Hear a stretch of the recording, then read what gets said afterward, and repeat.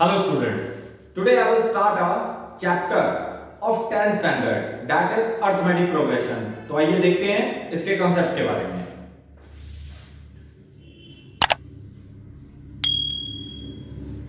Arithmetic progression की basic term है, बोले तो स्टैंडर्ड इक्वेशन।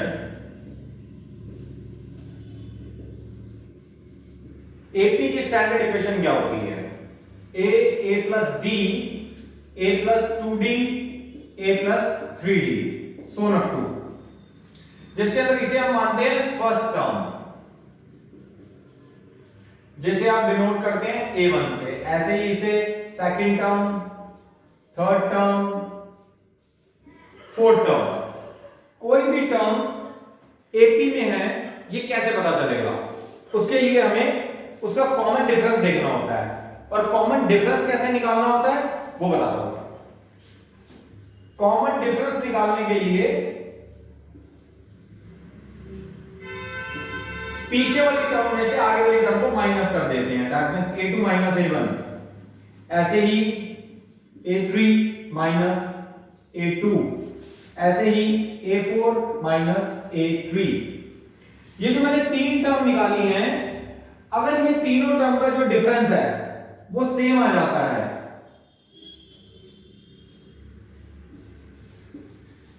तो दैट मीन्स कि this term is in AP. तो एपी की टर्म का सबसे पहला पड़ाव यह है कि उसका कॉमन डिफरेंस हमेशा सेम होना चाहिए।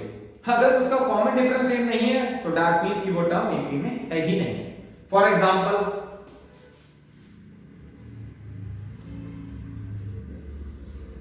2, 4, 6, 8, 10, 2, जिसमें फर्स्ट टर्म है 2, सेकंड टर्म है 4, थर्ड टर्म है 6 एंड फोर्थ टर्म है 8। अब मुझे ये देखना है कि क्या ये टर्म एपी में है, तो मुझे कॉमन डिफरेंस निकालना है। a2 minus a1 that is 4 minus 2, again a3 minus a2 that means 6 minus 4, a4 minus a3 that is 8 minus 6। तो आंसर इन सबका सेम आ रहा है।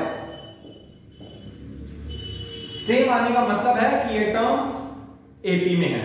एक बात और बड़ी ध्यान रखने वाली है कि जब भी हमें किसी भी टर्म को चेक करना है कि वो एपी में है या नहीं है, तो हमें कम से कम उसके तीन डिफरेंस जरूर निकालने चाहिए, क्योंकि कई बार क्या होता है कि सिर्फ दो डिफरेंस निकालने के बाद में तीसरा डिफरेंस अलग आ जाता है और वो टर्म एपी में होती नहीं है, लेकिन हमने दो डिफरेंस निकाले होते हैं तो हमें लगता है कि वो टर्म एपी में है। तो इस बात का ध्यान रखना है। नेक्स्ट कंसेप्ट,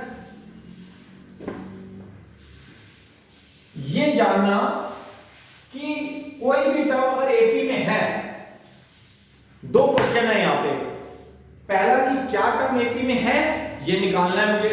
दूसरा, अगर वो टर्म एपी में है तो मुझे उसके आगे की टर्म निकालनी है। तो आगे बात करते हैं। फॉर फाइंडिंग एनी टर्म, अगर मुझे कोई भी टर्म निकालनी है तो उसका एक फॉर्मूला गिवन है, that is an equal to a1 plus n minus 1 d, जिसमें an का मतलब होता है लास्ट टर्म, का मतलब होता है nth टर्म,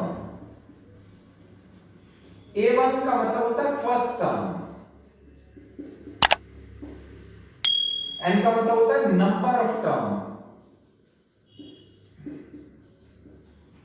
d का मतलब होता है कॉमन डिफरेंस।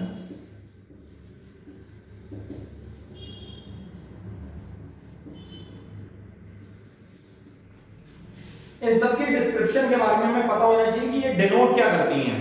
फॉर एग्जांपल,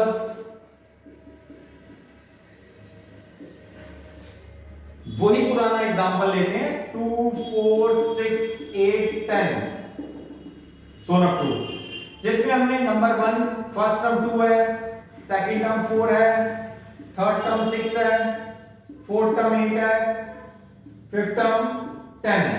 अब क्वेश्चन है फाइंड इट्स 14th टर्म। बड़ा सिंपल सा फंडा है, बस फॉर्मूला याद होना चाहिए properly. an equal to a1 plus n minus 1d।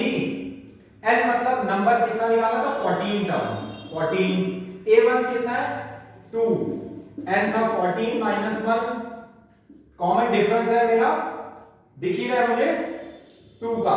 क्योंकि ये टर्म ऑलरेडी एपी में थी इसलिए मैंने कॉमन डिफरेंस पे इतना स्ट्रेस नहीं दिया, आपको भी नहीं देना। जब मुझे गिवन ही है तो ये तो मैं वर्बली निकाल सकता हूं। a14 2 13 into 2 28, जो 14 टर्म है मेरी वो आ गई 28। तो कंसेप्ट को ध्यान देना है कि एक्चुअली क्वेश्चन में पूछा क्या गया है। टर्म निकालने का फॉर्मूला है an equal to a1 plus n minus 1d। हमेशा याद रखना है किसी भी टाइप की कोई भी टर्म निकालनी है, बीच में से निकालनी है, आगे से निकालनी है, पीछे से निकालनी है, कोई भी टर्म के बारे में वो बात करता है तो that means we will use this formula. Hope कि आपको वीडियो अच्छा लगा होगा। नेक्स्ट वीडियो के अंदर इसी की कंटिन्यूएशन के अंदर बात करेंगे हम सम के बारे में। Thank you.